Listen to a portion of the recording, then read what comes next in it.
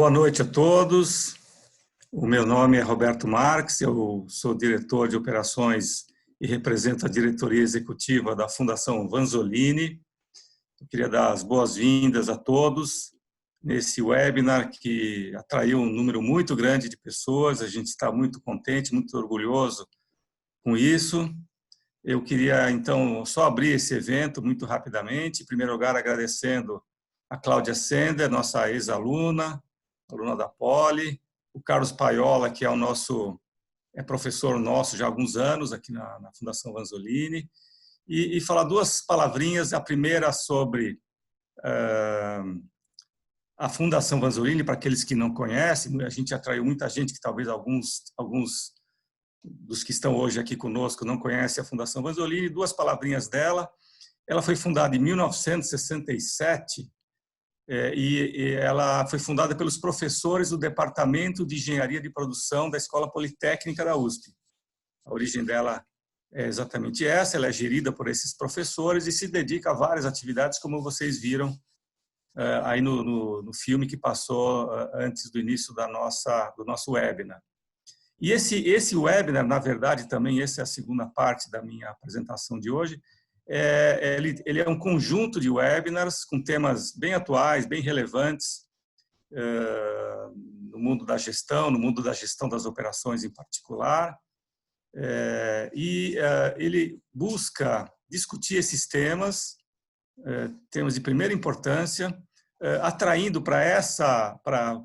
trazendo para esse debate exatamente ex-alunos nossos que galgaram posições importantes aí no mundo das empresas, no mundo das operações, e também professores que dão na Fundação Vanzolini e professores que continuam no Departamento de Engenharia de Produção. Então, para os próximos meses, vocês verão que nós teremos uma série de eventos bem legais, bem interessantes.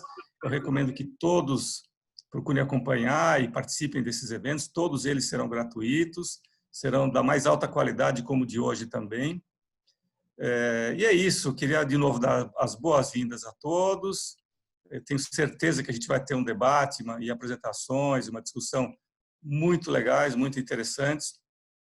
E é isso. Um bom proveito. Fiquem com a gente, estejam sempre com a gente, mandem depois as suas impressões, participem das nossas atividades. Um bom evento a todos e, mais uma vez, obrigado, Carlos, obrigado, Cláudia. Até breve. Estarei acompanhando vocês aqui. Boa noite a todos. Meu nome é Luísa. Eu estarei aqui com vocês hoje mediando, né, essa conversa com a Paula, com a Cláudia e com o Carlos. Eu gostaria de dar boa-vinda aos dois e agradecer a presença de vocês aqui, Cláudia Sender e Carlos Paiola. Gostaria que, nesse primeiro momento, a Cláudia começasse contando um pouquinho quem ela é, onde ela atua, a carreira dela, como que ela saiu da Poli para as posições que ela alcançou até hoje, assim, brevemente, para as pessoas conhecerem, e após a Cláudia, por gentileza, o Carlos. Bom, boa noite, Luísa. Boa noite a todos que estão aqui nos assistindo. Obrigada, Roberto, pelas tuas palavras. Para mim é uma honra estar aqui com vocês. Acho que o que a gente puder contribuir, devolver, a Poli fez tanto por nós, nos ajudou tanto pelo menos ao longo da minha carreira. Então, é o mínimo que eu podia fazer. Estou super feliz de estar aqui com vocês hoje para contribuir um pouquinho da minha visão sobre negócios e gestão. Enfim, eu me formei em engenharia química na Poli em 1998, faz tempo. Logo saí, fui trabalhar em consultoria, trabalhei por 7 anos na Bain & Company. Depois, ao longo desse período, eu fui fazer meu MBA nos Estados Unidos, fiz um MBA de 2 anos em Harvard, voltei e aí depois de algum tempo fui trabalhar com linha branca na Whirlpool, que é dona das marcas Brastemp, Consul e KitchenAid aqui no Brasil. E depois, em 2011, quando a TAM e a LAN estavam se associando, eu recebi um convite para liderar a área comercial da TAM, num primeiro momento, e depois da fusão liderar a área do negócio doméstico aqui no Brasil, quando em 2013 eu me tornei então presidente da companhia da Latam aqui no Brasil, e fiquei nessa posição até 2017, quando assumi uma posição para cuidar da área de clientes da Latam de forma global. E em 2019 eu fiz então uma transição para uma vida um pouco diferente, um pouco mais hands-off, que a gente diz, né? E acabei migrando para posições de conselho. Então hoje eu estou atuando em 4 conselhos de empresas listadas, 2 aqui no Brasil, 2 na Europa, e dedicando bastante tempo mesmo, principalmente nesse cenário de pandemia, atuando no conselho e de forma com mentoria de algumas ONGs e associações, principalmente de educação, alimentação e combate à miséria e à desigualdade aqui no Brasil. Então, isso é um pouco do que eu tenho feito nos últimos tempos. Muito legal, professor Carlos, pode se apresentar. Boa noite, vocês me escutam? Me escuta, Luísa? Escuto perfeitamente.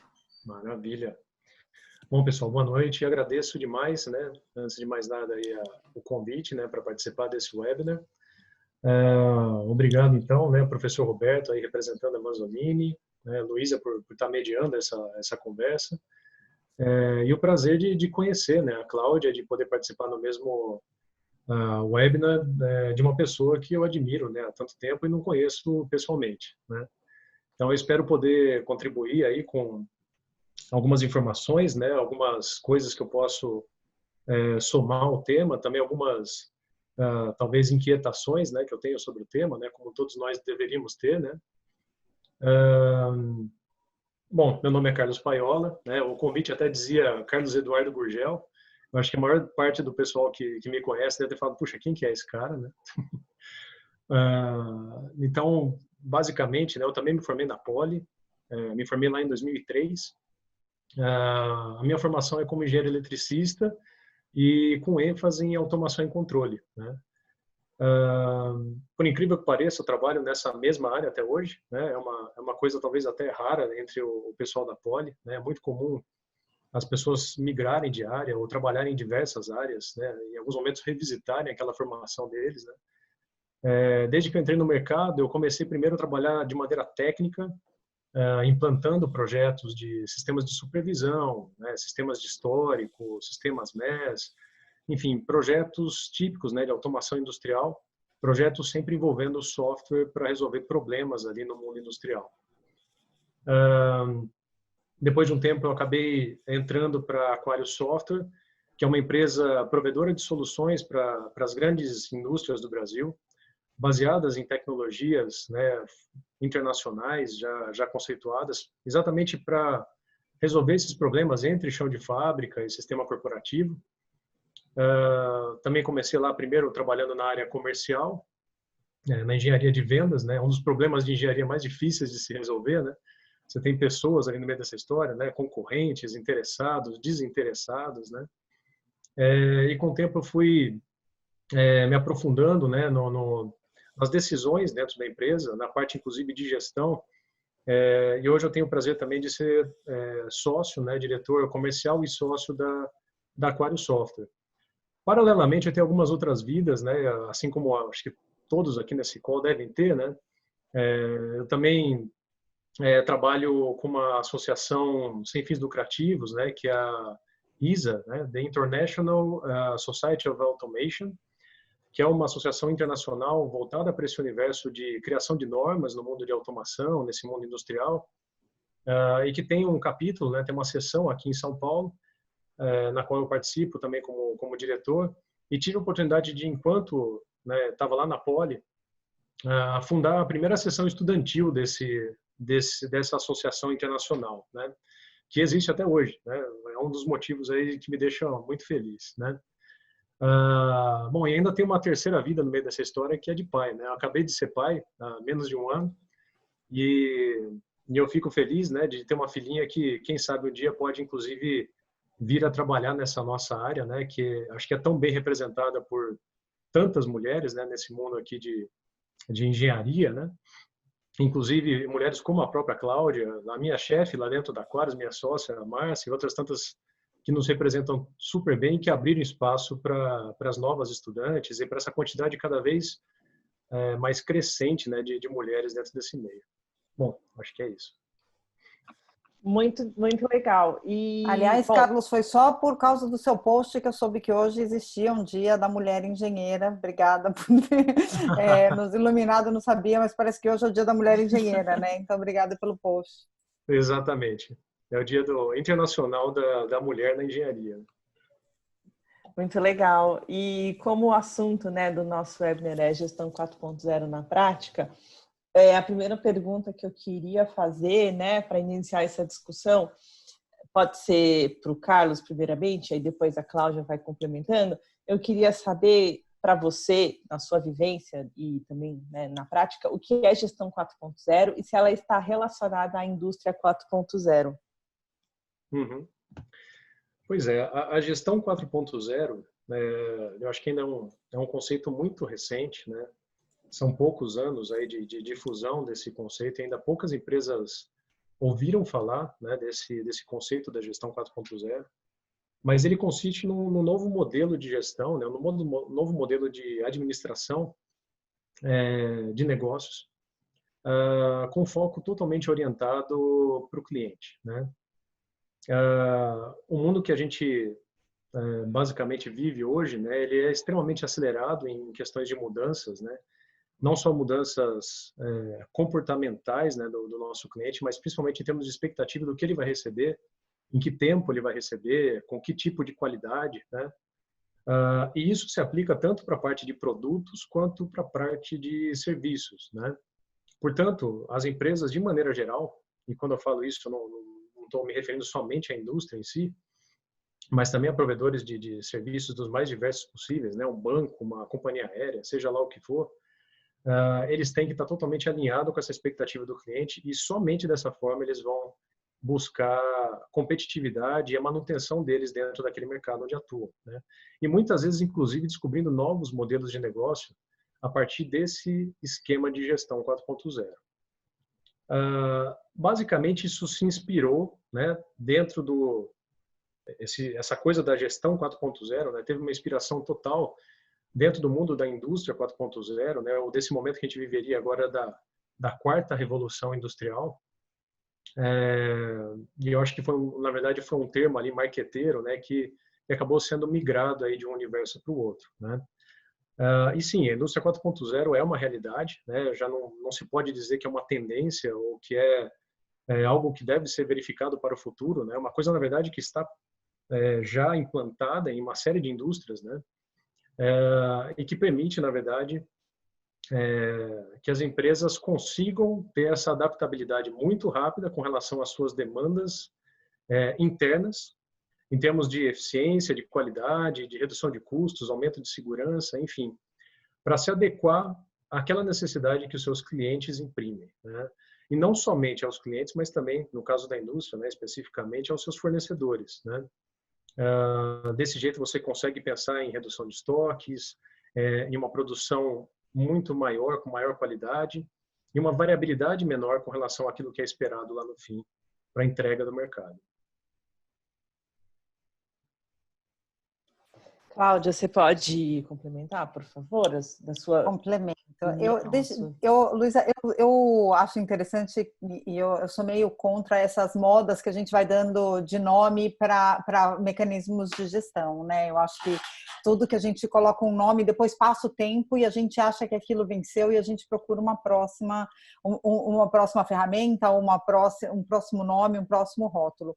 O que eu acredito, que eu gosto muito do conceito da gestão 4.0, é que ela é baseada em algo que eu acho que sem isso nenhuma empresa existe, que é ser focada no cliente, ser obcecada pelo cliente e garantir que tudo que a companhia faz vai em direção a uma necessidade ou a uma melhoria de serviço, produto para o cliente final, seja ele um outro negócio, seja ele um consumidor final. Então, eu estou aqui falando de companhias B2B e B2C, né? Então, eu acho que a gestão 4.0, ela tem essa beleza de colocar o cliente no centro de tudo. Ela coloca algumas camadas no entorno, que aí sim eu acredito que com o passar do tempo, com a evolução das ferramentas de gestão, a gente vai ver avançando, que é principalmente o uso de tecnologia para que esse cliente seja melhor servido. E aí isso vai em duas vertentes. Uma é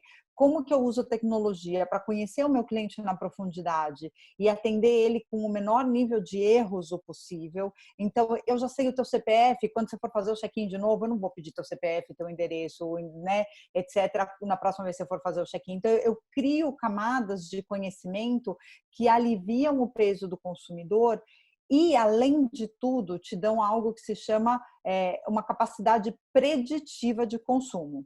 Tá? Então, como que você pode... Poxa, eu sei que a Cláudia, nos últimos 3 anos, viajou para Florianópolis em junho. Ela deve ter um amigo, ou um parente, ou alguém que faz aniversário em junho. Que ela vai... Então, por que eu já em março não mando para ela uma oferta para Florianópolis em junho?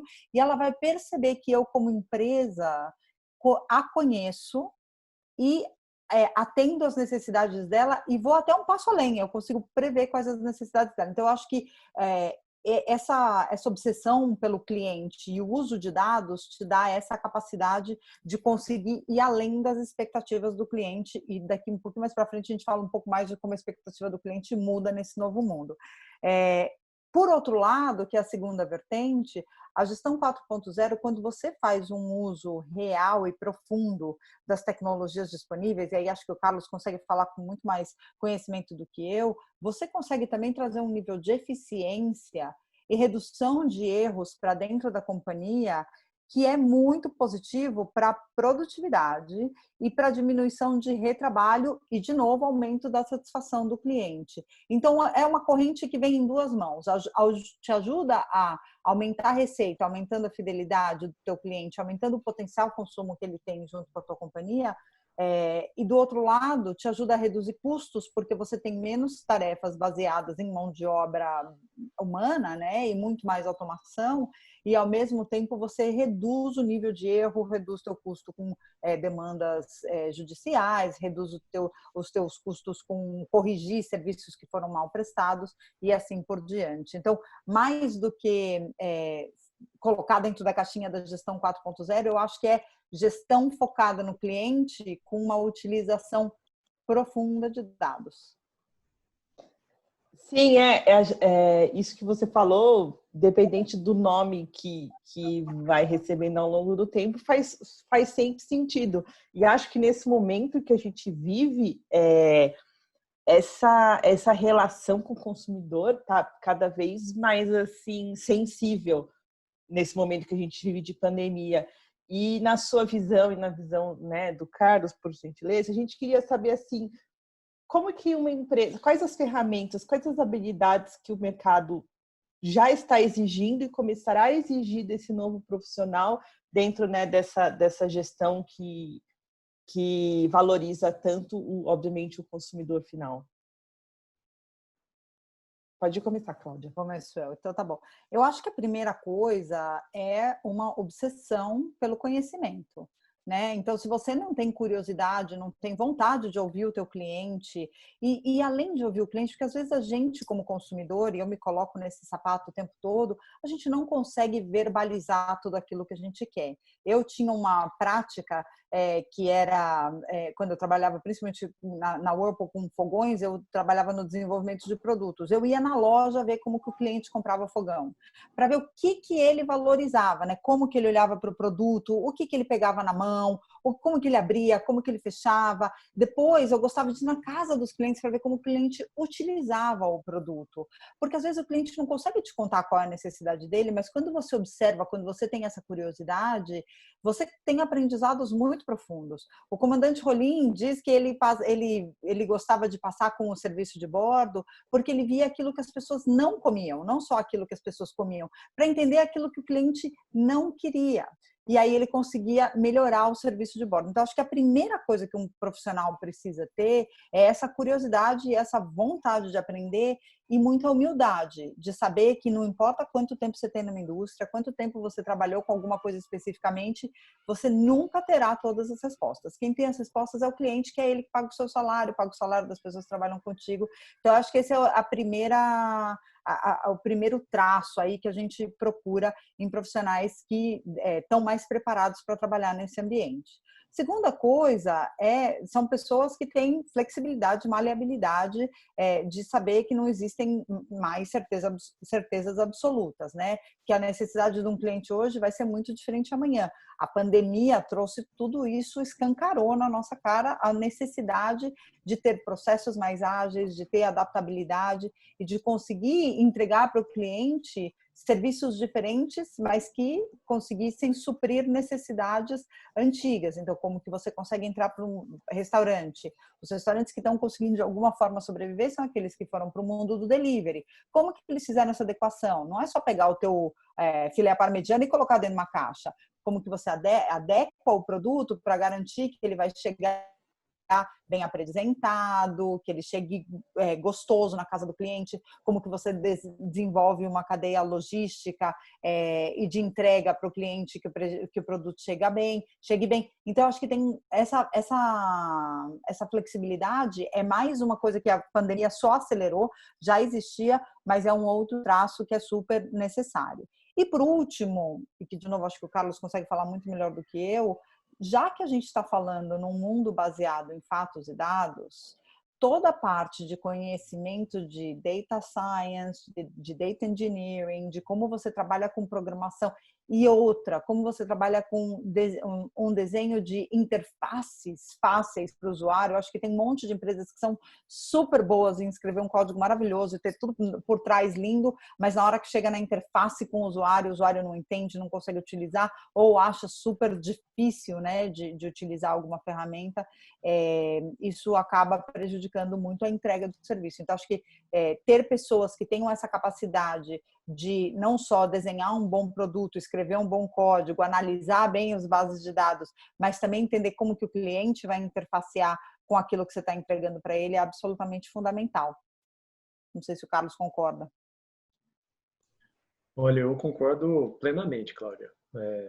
Você matou a pau. E realmente, eu acho que esses profissionais, né, dentro desse mundo da gestão 4.0, né, ou seja, qual o nome que a gente der para isso que a gente está conversando, são caras que precisam, primeiro, né, pensando em termos de habilidades, serem flexíveis, né? Acho que a gestão 4.0 ela exige que você seja extremamente flexível e maleável, né? E como você mesma disse, né, curioso com relação a dados, com relação a informações, né, a buscar dados que possam ajudá-lo a basear cada uma das suas ações no dia a dia, né? Então, sem dúvida alguma, esse cara tem que ser multidisciplinar e ele precisa ser flexível, né? Por um lado, ele precisa, em termos de conhecimento, né, saber o que os clientes precisam, ele precisa ter essa capacidade de entender o que o mercado, o que os seus clientes precisam, e por outro lado, ele precisa ser um profundo conhecedor de tecnologia. Quando eu digo um profundo conhecedor, na verdade, é um cara que consegue identificar o que há de disponível na mão dele hoje, em termos de software, de hardware, de sensores. Ele não precisa ser nenhum especialista em nenhuma dessas informações.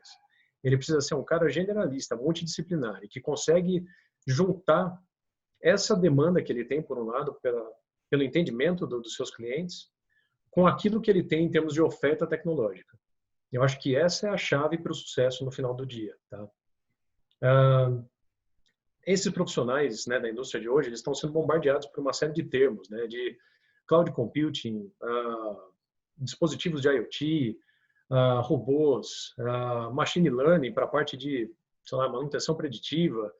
Eles têm uma série de tecnologias ali pingando na caixa de mensagem dele todo dia, né? Ele abre o LinkedIn e vê uma série de informações ali que ele não sabe ou tem dificuldade muitas vezes de filtrar, né? O que é útil, o que não é útil para ele. E por um outro lado, ele tem às vezes informações desconexas, né? Lá do cliente dele com relação à pesquisa de satisfação ou em algum contato que ele tem com alguns poucos consumidores, né? Que ele tem lá por amostra. O ponto é, esse profissional, essas pessoas que estão dentro desse mundo da nova forma de se fazer gestão, eles precisam primeiro ter noção de que o passo inicial para você entrar dentro desse universo é a transformação digital. É conseguir fazer realmente a digitalização de todos esses dados para ajudá-lo a tomar as decisões corretas em tempo real, juntando exatamente as necessidades dos clientes com aquele conhecimento que ele precisa ter geral, né, das tecnologias, e a partir daí refletir em ações reais dentro da empresa dele, dentro das operações, né? E se o cara não tiver as habilidades pessoais e profissionais de flexibilidade e multidisciplinaridade, ele vai ter uma dificuldade gigantesca. E aí eu até pergunto, né, para vocês que estão aí nos ouvindo, né, participando aí do webinar, você faz as coisas hoje do mesmo jeito que você fazia há 5 anos atrás? Ou há 10 anos atrás? Eu tenho certeza que a maioria de vocês, se não todos, pensaram, cara, era muito diferente, né? Eu posso dizer que a minha vida era muito diferente. Sei lá, há 10 anos atrás eu recebia pedido de compra por fax, né? Puxa, essa era a tecnologia que tinha na época, né, disponível. Eu tinha que ficar lá esperando dar sinal, escutar todo aquele barulhinho para ver que o pedido veio todo comido. Enfim, era o que tinha disponível para aquela época, né? Imagina que as pessoas hoje vão se sujeitar a esse tipo de tecnologia, né, para receber ali uma informação sua sobre a especificação de um projeto, de um produto, de um serviço, ou você, em contrapartida, esperar isso como pedido de compra, uma informação de especificação do seu cliente. Então, essa é a adequação que você precisa sempre ter em mente como profissional desse novo mundo, tá? Eu acho que é basicamente isso. Falando assim de tecnologias e principalmente de digitalização, esse momento que a gente vive, a gente foi obrigado, diversas empresas, algumas já faziam uso de diversas tecnologias e outras foram obrigadas a usá-las.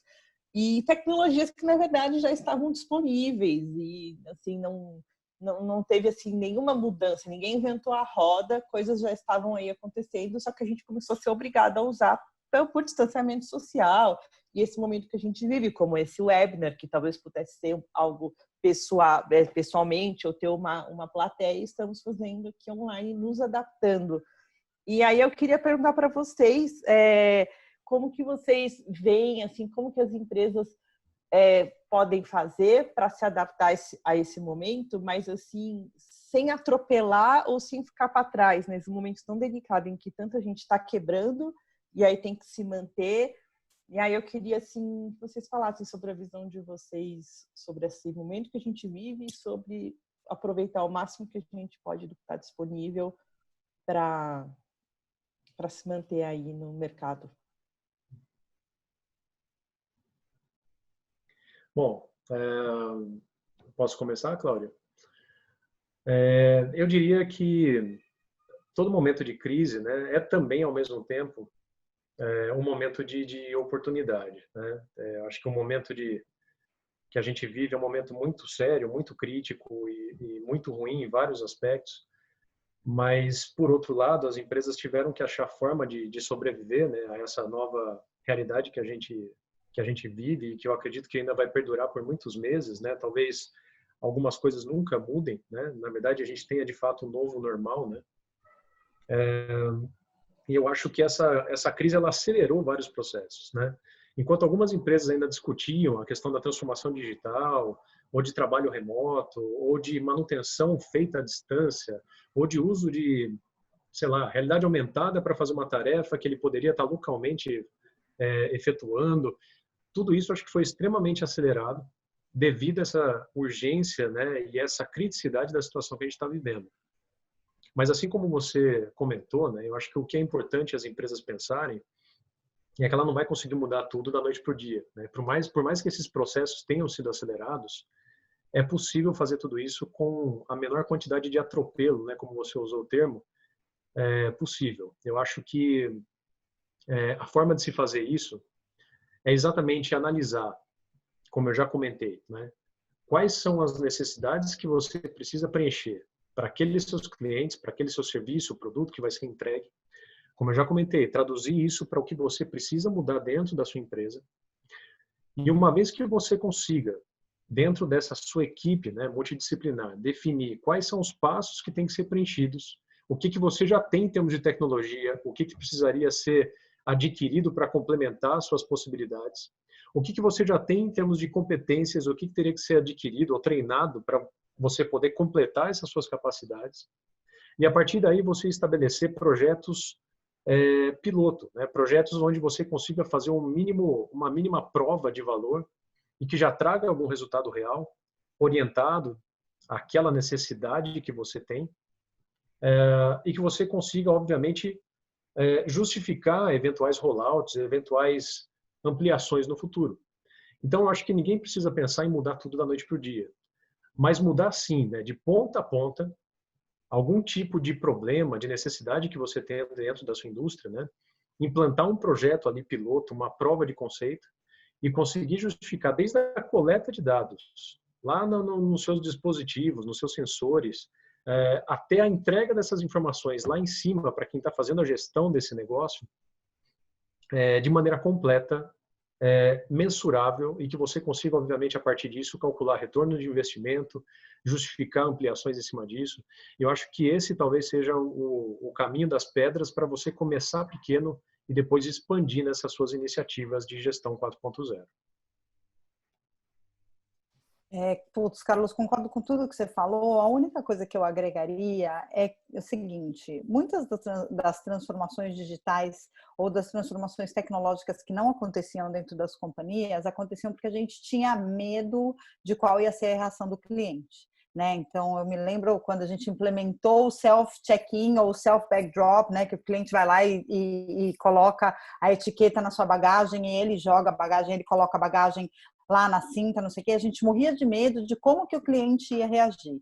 Hoje, um passageiro quer chegar no aeroporto, ele quer ver o mínimo de gente possível. Eu vi a Latam lançou um produto agora super bacana, que você pode se comunicar com um atendente de check-in que está remoto. Né? Então, isso era uma coisa que era impensável do ponto de vista da reação do consumidor.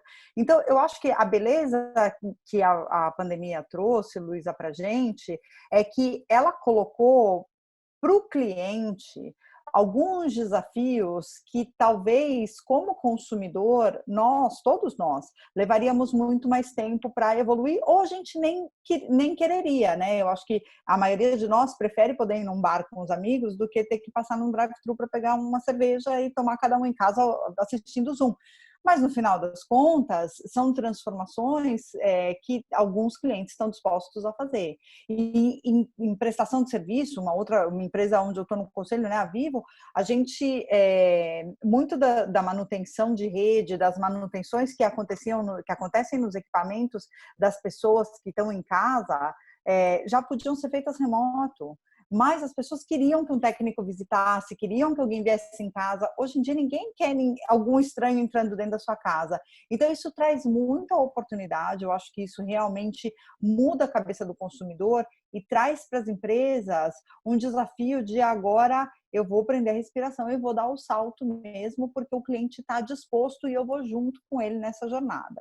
Então, concordando com o Carlos, as coisas não é que novas coisas foram trazidas à tona, mas teve uma aceleração no processo de transformação muito, muito forte e que as empresas deveriam saber aproveitar para conseguir empurrar mesmo a sua transformação digital. Então, eu acho a sua transformação tecnológica. Então, eu acho que os processos ganham muito espaço para serem transformados, né? Novas tecnologias adotadas, porque acho que os consumidores estarão muito mais abertos e muito mais propensos. Eu acho que muitas pessoas mudaram o comportamento de consumo de maneira estrutural.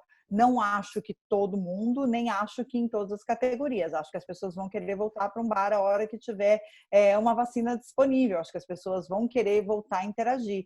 Por outro lado, talvez muita gente tenha se acostumado a fazer supermercado online.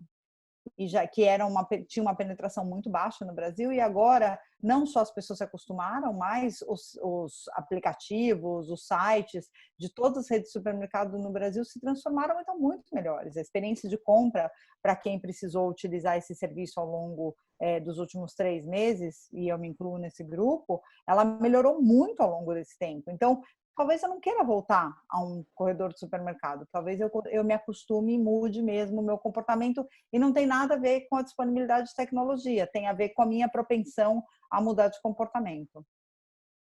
Eu vou aproveitar e ler aqui uma pergunta de uma pessoa que colocou no chat, a Sônia. Ela está perguntando, para quem está iniciando a carreira, como filtrar toda a informação de novas tecnologias existentes? Até que ponto é necessário se aprofundar na parte técnica?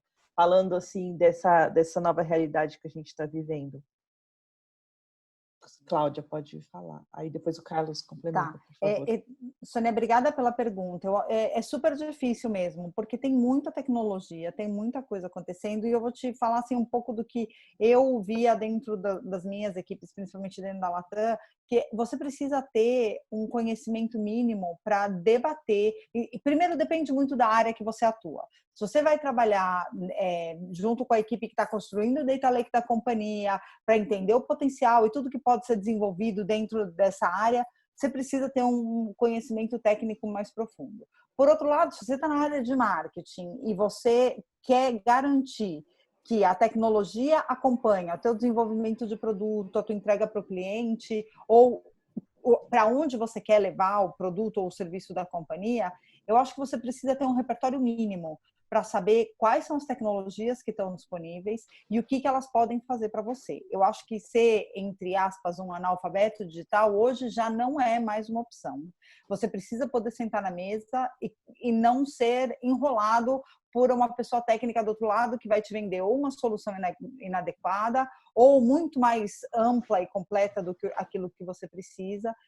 E aí depois, quando você for ver, o investimento já foi muito além ou passou muito tempo e você não conseguiu adequá-lo. Então, eu acho que depende muito da área onde você atua e quão profunda vai ser a tua interação com tecnologia per se, mas não existe hoje mais a desculpa ou a possibilidade de você falar assim, não, eu trabalho só com não sei o quê, e por isso eu não preciso entender de tecnologia, de quais são as tecnologias que estão disponíveis ou que podem me ajudar a ter uma entrega melhor para o meu cliente ou uma produtividade melhor para a companhia. De fato, né? Como a Cláudia disse, eu acho que tudo depende muito do tipo de atuação que você pretende, né, ter em cima dessas novas iniciativas 4.0, vamos dizer assim, né? Se você é um gestor, né, de uma indústria, ou se você é um profissional de TI que vai, de fato, participar da implantação de novas tecnologias, ou se você, de repente, é um diretor, né, de alguma empresa de grande porte ou de médio porte, ou se você, enfim, é um profissional de venda, né, daquele produto, daquele serviço para o mercado, tudo depende muito do tipo de atuação. De maneira geral, eu diria, há uma série de possibilidades de capacitação disponíveis no mercado, que vão desde webinars, né, ou, enfim, conteúdos digitais que você acessa com carga horária de 1 hora e meia, para você ter uma ideia geral sobre os assuntos. Obviamente, muito superficial, mas às vezes é o primeiro passo que você dá, né, para a busca de conhecimento. Até projetos, até ofertas mais interessantes, né, com uma carga horária maior, cursos de curta duração, né, sobre os assuntos que a gente está conversando aqui, sobre gestão 4.0, sobre indústria 4.0. O curso que eu ministro, né, junto do Ricardo Caruso, lá na Manzolini, ele é um desses cursos de curta duração. Ele tem 10 aulas, né, de 3 horas e meia cada uma delas. E ele serve exatamente para dar uma visão geral dessa terminologia, das tecnologias que estão sendo abordadas dentro dessa quarta revolução industrial. Ninguém sai do curso especialista ou capaz de implantar sozinho nenhuma dessas iniciativas que são comentadas durante o curso. Mas, ao mesmo tempo, serve muito bem para o cara poder ter um vocabulário, ter um entendimento da integração, né, entre as tecnologias e, a partir disso, poder atuar de maneira principal ou auxiliar em cima dessas iniciativas que ele tem dentro da indústria, né? Aí você fala, não, mas puxa, eu me interesso muito por algum desses aspectos dentro desse universo novo, que é a internet das coisas, né? Ou a parte de cloud computing, eu quero ser uma especialista nisso, eu quero, puxa vida, poder desenvolver soluções, vender soluções nesse caminho. Ok, tem cursos específicos sobre cada uma dessas tecnologias habilitadoras desse novo universo digital, né? E como eu disse, a carga horária pode ser maior ou menor dependendo da sua necessidade, né? Tem cursos de MBA, tem cursos, enfim, de atualização profissional, pós-graduação, tem uma série de coisas que podem ser acessadas. Para você ter uma ideia, tá? O que é necessário, às vezes, para você poder participar ou para poder gerar uma dessas iniciativas, né, de indústria 4.0? Às vezes, muito pouco, né? teve um dos alunos que no nosso curso, como resultado do seminário final, né, do trabalho final dele do curso, ele apresentou uma iniciativa de 4.0 que poderia ter chamado Café 4.0. Vou explicar, tá?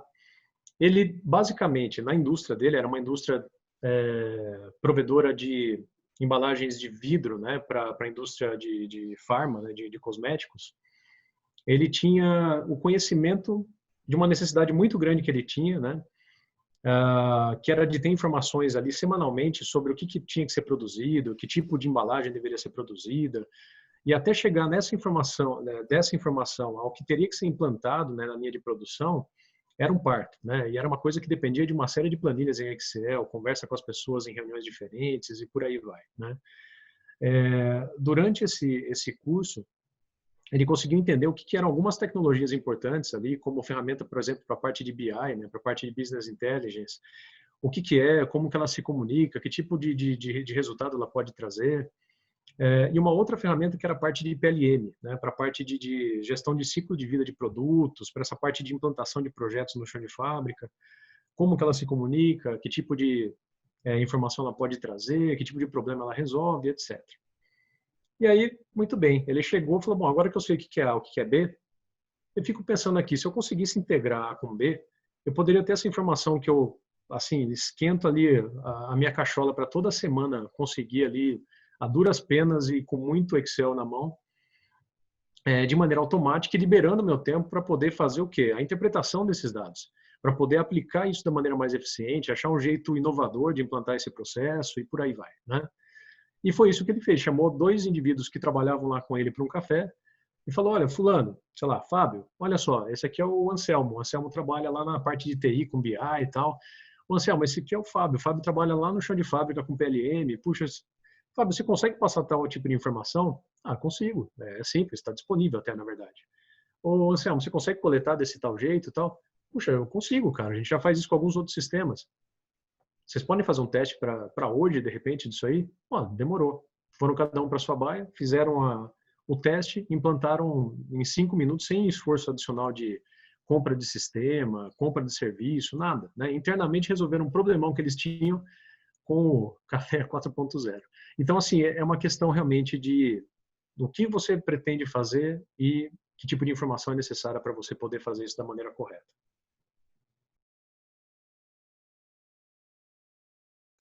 Aproveitando isso que você estava comentando, eu vou até ler um comentário aqui da Ticiane, que ela diz que ela acredita que a pandemia acelerou esse processo. A interação cliente-fornecedor está sendo um diferencial na manutenção do mercado. Observamos que essa guerra fez nós gestores acreditar que é possível inovar.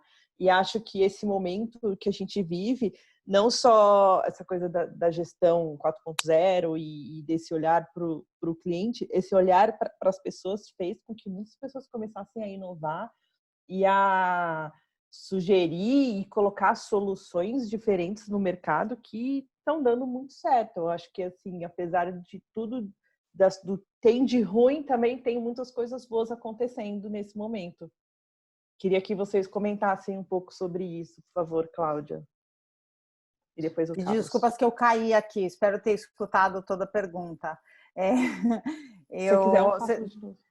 Você estava falando das coisas boas e das coisas ruins que surgiram dentro das empresas durante a pandemia, é isso? Isso, porque teve uma pessoa que comentou que ela observa que esse momento fez com que os gestores identificassem como ainda é possível inovar. Concordo, e a gente descobriu como é possível inovar com menos e de forma ainda mais inovadora, mais diferente. Acho que ninguém estava acostumado a trabalhar tão remoto, mesmo os times que estão acostumados a trabalhar remoto, acho que não estavam acostumados a trabalhar tão remoto quanto a gente está trabalhando, tão separado, com muita coisa boa acontecendo, apesar de todos os desafios, né? Então, sim, eu acho que tem sido um momento de muita inspiração, tem sido também um momento de muito desafio, né? Dependendo da indústria onde você está inserido, pode ser um momento realmente onde a inovação vem às custas de muita redução de custo, de muita eficiência, de muita busca por conseguir fazer ainda mais com menos por conta da dificuldade. Tem outras indústrias, então vou colocar aqui um paralelo super óbvio, né? A indústria da aviação, que perdeu 90% da sua demanda de um mês para o outro, e a indústria de supermercados, que aumentou 40%. Então, assim, você tem supermercados que no primeiro mês dobraram a sua demanda, né? Então, aí a inovação para cada um teve que aparecer de maneira muito diferente e de maneira muito criativa e muito de acordo com a necessidade de cada uma daquelas indústrias. De qualquer forma, eu acho que a coisa que mais ficou latente foi a necessidade de que, primeiro, os sistemas conseguissem se conversar, né? Então, se você desenvolver um sistema de interface com o consumidor que não fale com o teu sistema de gestão de estoque, por exemplo, um SAP, por exemplo, você vai poder vender para o teu cliente um monte, mas você não vai conseguir repor o teu estoque em tempo real, então o cliente vai ficar desabastecido e o cliente vai ficar sem produto. Então, acho que tem uma coisa da gestão 4.0 ou da inovação, que é essa forma mais integrada de você fazer gestão de dados e dos sistemas da companhia, garantido que tem uma integração, uma interoperabilidade aí entre os sistemas da empresa, que é super importante e que eu acho que as empresas estão vendo isso, que não dá para você construir uma colchinha de retalhos, pegar um pedacinho daqui, um pedacinho dali, vai funcionar por um tempo, tudo bem. E é melhor fazer por um tempo do que não fazer nunca. Mas que o ideal é que você tenha sistemas integrados e, como o Carlos falou há algum tempo atrás, que as pessoas sejam realmente multidisciplinares. Nessa hora, todo mundo tem que fazer de tudo um pouco. Todo mundo vira comprador, vendedor, assistência ao cliente e conseguir se virar nos 30 mesmo. De fato, acho que a Ticiane colocou muito bem e a Cláudia complementou melhor ainda. A gente teve ali uma situação forçadamente criada, né, pela pandemia, e algumas coisas que até então eram vistas como luxo, né, como, enfim, uma coisa desejável, mas tão distante, né, como a inovação, por exemplo, se tornaram obrigação da noite para o dia, né? Você teve que muitas vezes para manter a entrega de um determinado produto para aquele seu cliente, você teve que adaptar completamente a forma de entregar, a forma de receber essa informação. Em alguns casos, você teve que criar novos produtos, novos serviços, para você poder se manter no mercado, para você poder manter a máquina girando, para você poder faturar, né? E o engraçado, né, o interessante, é que muitas dessas empresas estão descobrindo que já poderiam ter feito isso há muito tempo atrás e tido uma série de benefícios, né, por essa digitalização dos seus processos, por essa mudança na entrega de alguns produtos ou por essa criação de novos modelos de negócio, né, e que estão só pensando, puxa, por que eu não fiz isso antes, né? E, inclusive empresas que foram questionadas por alguns profissionais internamente, né, para tocarem projetos piloto, para tentarem fazer algumas mudanças, para tentarem inovar, né, há meses atrás, talvez até anos, que por algum momento, quer dizer, por algum motivo, né, de medo ou de falta de tempo, né, que a gente sabe que é uma desculpa, né, falaram, vamos deixar para ver isso depois, né, e esse depois, de repente, virou hoje, né, a pandemia simplesmente jogou todo mundo na parede e falou, cara, se vira, é agora, né, daqui você não passa se você não souber como escalar esse muro, né, e todo mundo teve que, da noite para o dia, ser criativo, ou peraí, traz de volta aquele projeto que você me falou, puxa, e aquilo que você tinha sugerido? E a nossa infraestrutura para poder fazer acesso remoto? Será que agora eu consigo faturar diferente? Será que eu consigo oferecer um serviço? Será que... E todas essas questões vieram à tona e tiveram que ser respondidas da noite para o dia, né? Sim, eu acho que um grande desafio é porque, assim, por exemplo, para supermercados, talvez a adaptação tenha sido mais fácil. Para outros lugares, talvez não. E essa coisa de inovar e de buscar novas possibilidades que eu acho que faz a diferença mesmo da pessoa, da empresa se manter, do profissional se manter. Teve até uma pessoa que comentou aqui no chat falando sobre eventos, empresas que trabalham com eventos de aglomeração que tiveram que modificar totalmente o seu modo de trabalhar e buscar alternativas para se manter. A Ticiane fez outra pergunta, ela comenta que ela trabalha numa empresa que está se propondo à indústria 4.0. É uma grande empresa de confecção do estado do Ceará e agora ela percebe que não existe profissional preparado no estado dela. Por isso ela está buscando uma nova forma de trabalho através da educação. Além de gestora, ela é professora. E aí ela pergunta, fazendo um gancho com o Café 4.0, alguma forma de descentralizar atividades de TI nas empresas nesta nova indústria? Tenho a impressão de que estamos caminhando em um ambiente cada vez mais colaborativo e a falta de conhecimento específico do departamento pelas diretorias de TI acabam burocratizando e transformando tudo em projeto para os resultados simples, como o exemplo do professor Carlos. Acho que o que ela quis dizer é isso, né? Às vezes uma coisa pode ser muito mais simples e aí fazem uma movimentação muito grande para algo que poderia ser resolvido muito mais rápido. Se você me permitir, Cláudio, deixa eu responder o que a Tiziane perguntou. Eu vejo que isso já está acontecendo, né? Não diria talvez essa descentralização da área ou da estrutura de TI, mas eu diria que cada vez mais a gente tem a participação do mundo de TI dentro das outras áreas e vice-versa.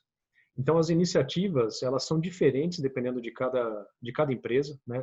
Então, eu vejo assim, grupos como Votorantim Cimentos tem uma estratégia, Braskem tem outra, saneamento, né? Uma Sabesp ainda tem uma terceira. Cada uma das indústrias estão, acho que basicamente, procurando a forma como essa revolução pode melhor se refletir nas suas áreas e na interação entre elas. Eu vejo algumas empresas, talvez a grande maioria daquelas que eu vejo obter sucesso com essas iniciativas, fazendo com que TI trabalhe muito proximamente das outras equipes. Em alguns momentos, inclusive, destacando alguém desse universo, dessa equipe de TI, junto com o destaque de outros profissionais dessas áreas que vão estar envolvidas, de clientes internos, do pessoal de automação industrial, manutenção, qualidade, etc., e cria ali grupos multidisciplinares para poderem levar à frente algumas iniciativas de indústria 4.0. Desse jeito, eles conseguem exatamente essa desburocratização, né, do relacionamento com TI, daquela coisa de manda e-mail em 3 vias, vamos criar um processo, né, seja lá o que for. Esse cara já vem de maneira antecipada falando, olha, as nossas políticas hoje são essas, e isso que a gente está tentando propor vai ter que abrir uma porta de comunicação, né, XPTO, e a gente vai envolver determinados tipos de integração com alguns sistemas. Aí o cara de manutenção fala, não, é legal, e também precisa integrar com o meu, e levar em consideração que a pessoa da ferramentaria tem um problema assim, assado. E aí, de repente, tem alguém no meio dessa equipe que está na área jurídica, né, que a gente sabe que é um outro problema, às vezes, para algum tipo de iniciativa, né? E essa pessoa do mundo ali administrativo, jurídico, já pode dar os pareceres dela, olha, isso aqui pode levar a gente a uma situação em que a gente tem que verificar a quebra de sigilo de informações de determinado tipo de fornecedor. Então, esse tipo de desburocratização e simplificação das iniciativas tem acontecido assim, tem pipocado em todas as empresas. Como eu disse, cada uma delas lida de maneira um pouco diferente com relação a essa situação. E isso não significa acabar com a área de TI ou descentralizar, mas sim aumentar os graus de interação e a frequência de troca de informações com essas equipes especialistas de outras áreas. Eu acho que você disse tudo, Carlos. A única coisa que eu complementaria é que, assim, iniciativas que são de TI, em geral, não funcionam. A não ser que seja alguma coisa assim super estrutural e que não necessariamente tocam as outras áreas, é difícil de você ter uma iniciativa que é liderada só pela área meio, que consegue entender todas as necessidades das áreas fins.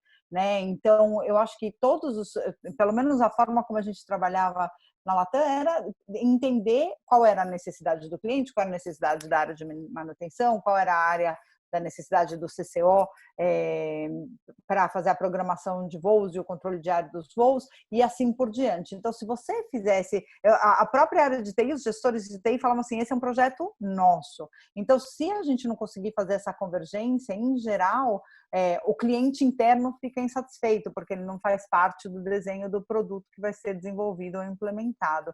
Então, eu concordo plenamente. Eu acho que tem essa característica de você misturar quem está desenvolvendo ou quem está produzindo esse produto aí para um cliente interno está muito mais próximo das equipes e vice-versa.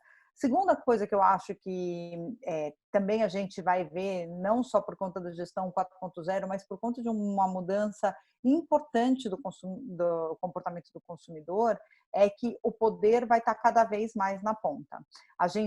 O cliente vai esperar cada vez mais uma resposta rápida, uma resposta assertiva, então sem erros, e uma resposta que o conheça, né? Então, qualquer coisa que seja desenvolvida hoje e que não tenha em mente como facilitar a vida das pessoas que estão no campo, que estão na cara do cliente, que estão ali na hora que o bicho pega, são soluções que são pouco efetivas, que têm pouca qualidade final para o consumidor. Acho que isso que vocês falaram também tem um pouco a ver com o que duas pessoas comentaram, falando sobre multinacionais que têm esses processos e procedimentos de anos muito consolidados e que também esse momento precisa que esses líderes e esses gestores saibam ouvir mais os seus colaboradores e mensurar, entender mais essa coisa da responsabilidade, né? Aí teve uma outra pessoa que... Isso que você falou, Luísa, deixa eu só comentar. Claro. Eu concordo plenamente com o que você disse, né? Eu acho que os líderes hoje dentro das empresas, eles não são mais simplesmente, né, chefes, os caras que dão a ordem, os caras que dizem como tudo deve ser e vão ali bater o tambor para que todo mundo siga do jeito que ele quer, naquela direção. Eu acho que esse é o cara hoje, né, um bom líder, é o cara que entende que quem vai definir esse caminho lá no fim é o cliente, né, como a Cláudia deixou bem claro, né? E você precisa saber não só o que ele quer hoje, mas o que ele quer amanhã. Você precisa fazer uso de ferramentas e tecnologias disponíveis hoje para você conseguir analisar a tendência de consumo desse seu cliente, né? E dentro daquela sua equipe, dentro daquele seu time, você ser muito mais do que simplesmente um chefe, você ser de fato um cara que vai se portar ali como um facilitador, como um cara que vai agregar valor àquela sua equipe, né? Puxa, a sua equipe precisa de determinado conhecimento, você percebeu isso? Cara, corre atrás, né? Traz essa capacidade que o pessoal vai ter de interpretar, de lidar, de implantar, de discutir essas tecnologias. Você viu que, puxa, está tendo uma dificuldade, precisa acionar o pessoal de TI, ou do jurídico, ou de manutenção. Cara, demorou, né? Faz isso hoje. Você precisa facilitar isso daí. Você precisa atuar de maneira muito ativa como uma peça dentro dessa engrenagem, não mais um cara que está ali, como eu disse, batendo um tambor, fazendo com que todo mundo vá naquele ritmo que você quer, né? Até porque aquilo que você quer provavelmente não é exatamente aquilo que o seu cliente imagina ou que ele gostaria realmente de receber, né?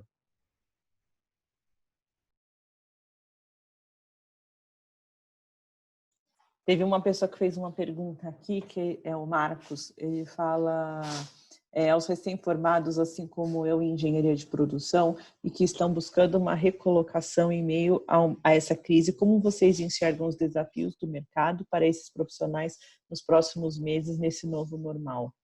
Talvez um domínio maior em programação? Pode responder, Cláudia, por gentileza, depois o Carlos. Legal. Marcos, eu acho que a gente vai ter um período complicado agora, nos próximos meses. Primeiro porque eu acho que teremos um nível de desemprego importante no Brasil e no mundo. Por outro lado, eu acho que teve alguém que fez um comentário, acho que foi a própria Tiziane antes, que não encontra pessoas com esse tipo de capacidade no Ceará ou na empresa dela para conseguir fazer essa mudança de pensamento. Então, eu acho que assim, tem alguns papéis ou algumas qualificações que estão sempre em falta. Por exemplo, engenheiros de dados, cientistas de dados, gente que consegue trabalhar nesse ambiente menos estruturado, com informação, para trazer soluções criativas, trabalhar na indústria 4.0, todas as empresas estarão buscando eficiência. Então, para isso, elas vão precisar implementar mais Internet of Things, vão ter que implementar mais mecanismos de controle, vão ter que, por exemplo, nas empresas onde eu atuo, na Gerdau, a gente está fazendo um esforço enorme nome de manutenção preditiva. Então, como que você lê o que os equipamentos estão falando para você não esperar o equipamento quebrar antes de fazer manutenção, e sim fazer a manutenção antes da hora. Então, esse tipo de coisa, esse tipo de formação e de talento, eu acho que vai continuar sendo escasso frente às dificuldades e os desafios que as empresas terão. E como são talentos novos, eu acho que são talentos que vão ainda ter demanda por muito tempo. Então, se eu puder te estimular a investir em alguma coisa, para mim, toda essa parte de engenharia de dados, ciências de dados, UX, né, User Interface, eu acho que tudo isso vão ser ainda habilidades muito procuradas, independente da crise.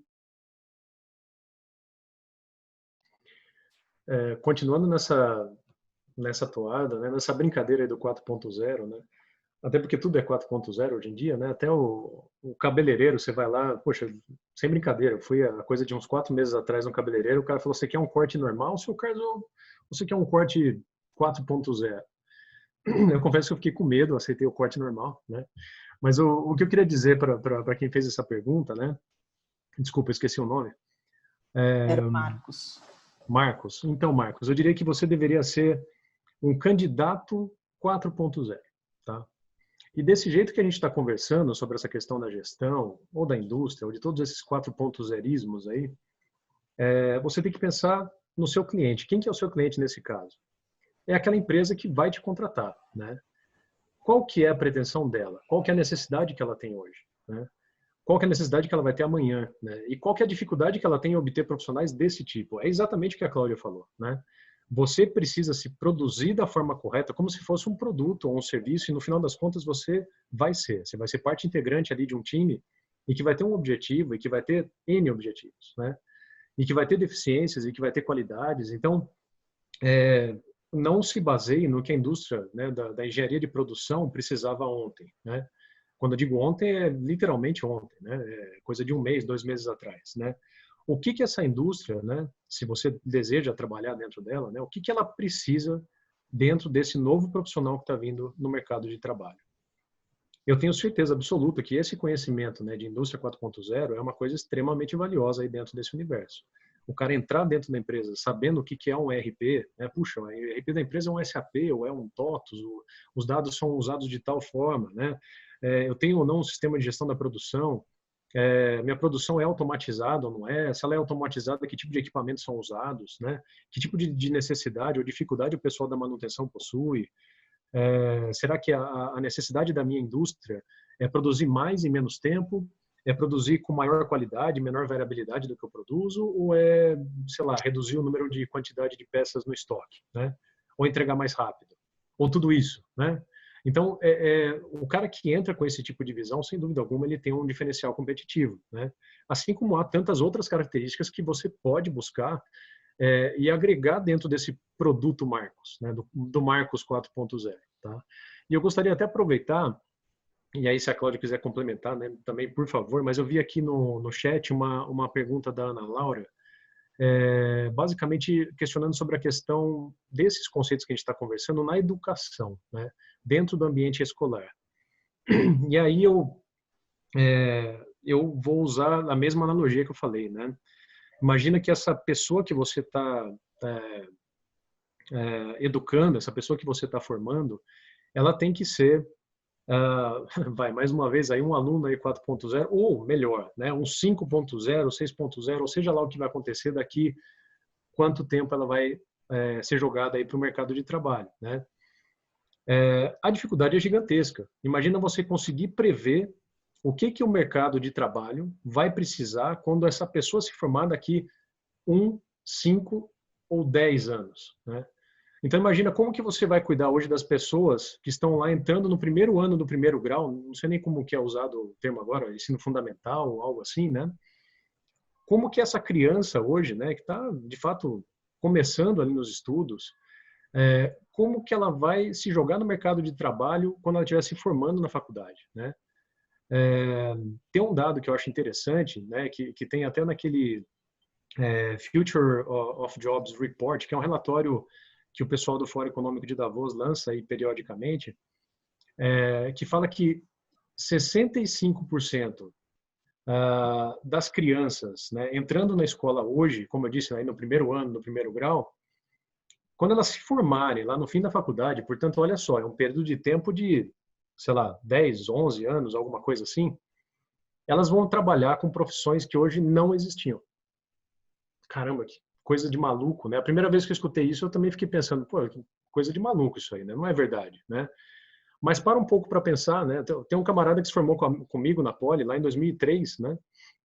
E assim como eu, a Cláudia e outros tantos politécnicos, a gente foi fomos torturados em todas aquelas técnicas, né, de McFlu, eletromag, resistência dos materiais, né, controle de processos, todas essas coisas do mundo aí de engenharia, né, pensando que a gente ia se formar e trabalhar com isso, assim como, né, eu trabalho.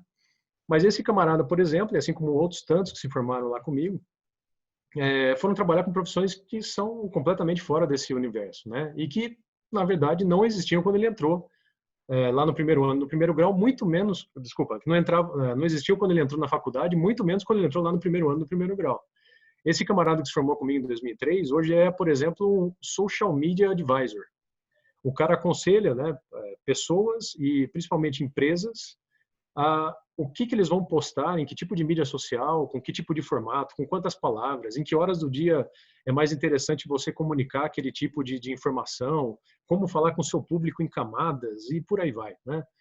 E esse cara provavelmente ganha muito mais dinheiro do que eu e todos os outros meus companheiros que trabalham com engenharia hoje ganham, né? Mas olha que coisa de maluco, né? Como que esse cara, quando que ele iria pensar que ele ia trabalhar com uma função como essa, né? Um social media advisor, sendo que quando a gente entrou na Poli mal existia o Orkut, né? A gente nem sabia exatamente o que seria a mídia social lá no final dessa história, né?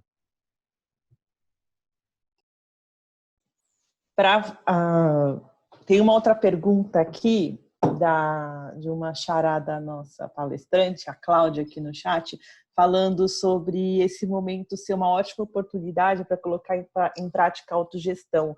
Queria que vocês falassem um pouco o que vocês acham, principalmente nesse momento em que as pessoas estão trabalhando remotamente, acho que faz bastante sentido. Pode falar, Cláudia, por favor. Sem dúvida, eu acho que a nossa carreira é sempre responsabilidade mais nossa do que de qualquer outra pessoa, né? Se a gente quer evoluir ou mudar de área ou fazer alguma coisa diferente, o maior interessado somos sempre nós mesmos. Então, a responsabilidade maior está nas nossas mãos. E eu acho que nesse momento onde a gente está um pouco mais distante também, e os gestores, eles estão super sobrecarregados, né? Se a gente pensar na realidade, fazer gestão já não é uma tarefa fácil. Para quem aqui é gestor, para quem aqui trabalha com equipe, sabe que não é fácil você liderar e você conseguir dar voz e espaço para todas as pessoas dentro da tua equipe. Num momento de distanciamento tão severo, fica ainda mais desafiador você conseguir fazer tudo isso. Então, acho que é importante, como colaborador, como parte de uma equipe, a gente ter clareza de quanto que a gente está conseguindo aportar e para onde que a gente quer que a nossa carreira vá. Então, esse tema da autogestão, ele ganha muito espaço, sem dúvida, mas eu acho que ele tem que ser super compartilhado com o seu gestor, né? Então, olha, eu estou indo por esse caminho, ou eu gostaria de crescer para tal área, e garantir que você, como profissional, está investindo na tua formação. Eu sou uma das pessoas que mais acredita que a formação acadêmica, que a formação formal, se é que isso existe, mas que a educação formal ajudam muito a gente a fazer reflexões que não necessariamente a gente consegue fazer no dia a dia no trabalho. Eu acho que a gente aprende muito no trabalho, é um outro tipo de educação, mas você dá uma pausa para ir aprender uma coisa nova, entrar numa sala de aula, ou que seja numa sala de aula virtual, ou parar para ler um livro e se educar sobre um outro tema, nos ajuda muito e nos engrandece a saber para onde que a gente quer levar a nossa carreira. Então, eu acho que os gestores têm um papel super fundamental, mas nesse momento de distanciamento, a autogestão ganha mais relevância, sem dúvida nenhuma. Acho que a Cláudia tem toda a razão. Eu concordo plenamente com o que as Cláudias disseram e acho que eu não tenho muito o que somar nesse aspecto. Só talvez traçar um paralelo entre esse assunto e o anterior que eu comentei de ensino, né? Eu falei muito do problema, mas não falei muito da solução, né? Uma das coisas que eu tenho visto, né, principalmente em faculdades norte-americanas, é que os estudantes, né, eles têm tido a possibilidade de ter grades curriculares muito mais flexíveis, né? E ele tem essa chance de, entre aspas, aí, fazer uma autogestão do seu aprendizado. Ele tem lá algumas estruturas mínimas, né, de aprendizado para um determinado curso que ele foi, enfim, se inscrever na faculdade, né? Mas ele tem uma possibilidade de ter uma formação muito, muito mais abrangente, multidisciplinar do que os antigos currículos possuíam, né? Então, antigamente você entrava numa faculdade, por exemplo, de engenharia e você, né, saía ali apertando o parafuso porque era aquilo que era esperado daquele curso, né? O cara entrava em elétrica, depois ia para não sei o quê, depois não sei o quê e saía sabendo apertar um parafuso, né? Era um ótimo especialista em determinado tipo de assunto. E o que eu vejo hoje é que, exatamente por essa dificuldade de prever o que o mercado vai precisar daqui 5, 10 anos, é que as faculdades têm tentado ser o mais têm tentado ter as suas estruturas curriculares e informações apresentadas para os alunos as mais atualizadas possíveis, imagináveis. Independente de ficar ali colocando o aluno dentro de grades pré-estipuladas, eles deixam aberto para que esse cara possa guiar aquela formação dele, pelo menos parte dela, né? Para ele se tornar o mais multidisciplinar possível, mais orientado àquele tipo de profissão que ele deseja desempenhar.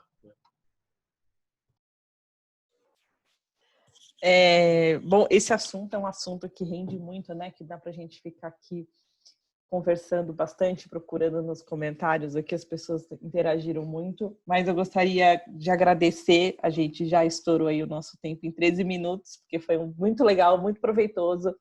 Queria agradecer a presença da Cláudia, queria agradecer muito a presença do Carlos.